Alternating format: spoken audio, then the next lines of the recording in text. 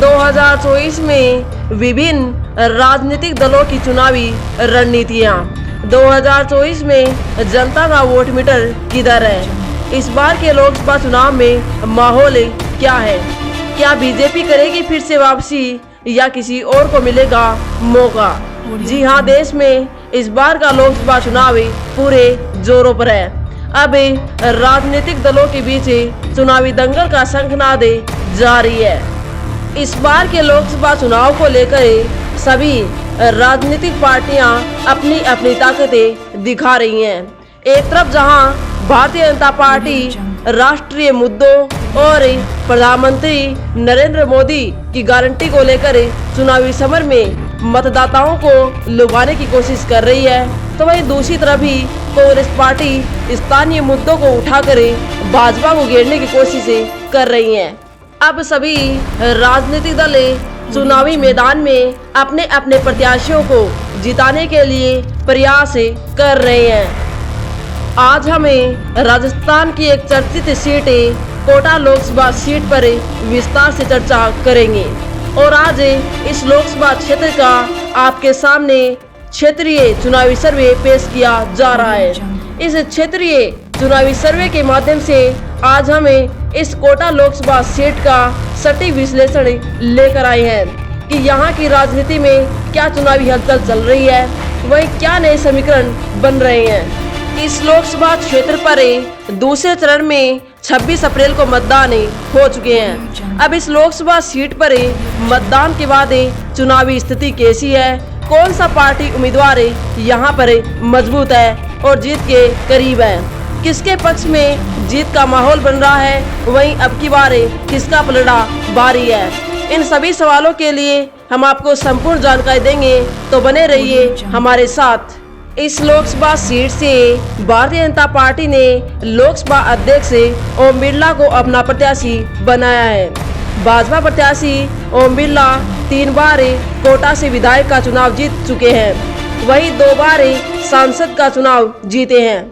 अब बीजेपी ने इन्हें तीसरी बार मौका दिया है और ओम बिरला तीसरी बार चुनावी मैदान में हैं। वहीं कांग्रेस पार्टी ने बीजेपी से कांग्रेस में शामिल हुए प्रहलाद गुंजल को अपना प्रत्याशी बनाया है। ये कोटा उत्तर विधानसभा क्षेत्र से 2013 से 2018 के बीच विधायक रहे हैं। अब कांग्रेस पार्टी ने प्रहलाद गुंजल को चुनावी मैदान में उतारा है। अब इस कोटा लोकसभा सीट पर इस बार का चुनाव बेहद खास होने वाला है, क्योंकि यहाँ इस बार मुख्य 2 पार्टियों के कद्दावर नेताओं का आमना सामना हो रहा है।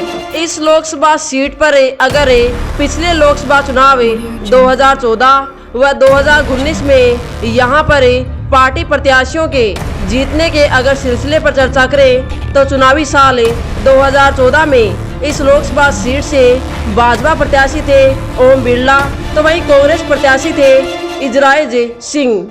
यहाँ से 2014 के लोकसभा चुनाव में भाजपा प्रत्याशी ओम बिरला ने जीत हासिल की थी। वहीं 2019 के लोकसभा चुनाव में इस लोकसभा क्षेत्र से भाजपा प्रत्याशी थे ओम बिरला।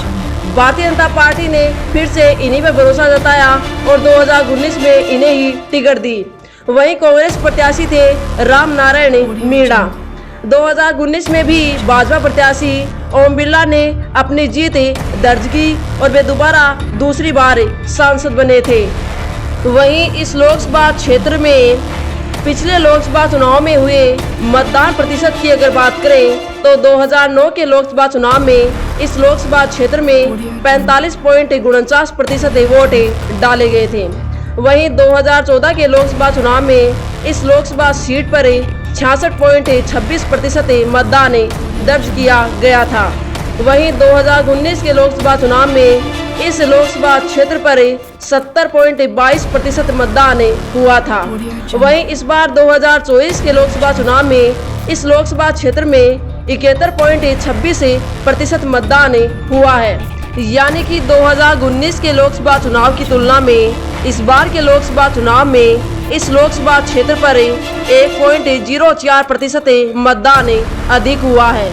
इस सीट पर अब की बार अधिक मतदान परिणाम को दोनों ही राजनीतिक दल अपने अपने पक्ष में बता रहे हैं। अब मतदान के बाद प्रत्याशी व उनके समर्थक हार जीत के समीकरण बनाने लगे हैं। इस लोकसभा क्षेत्र के अंतर्गत कुल 8 विधानसभा क्षेत्र आते हैं, जिसमें कोटा उत्तर, कोटा दक्षिण, रामगंज मंडी, केशोरायपाटन, बूंदी, सांगोद, पीपलदा व लाडपुरा विधानसभा क्षेत्र शामिल हैं।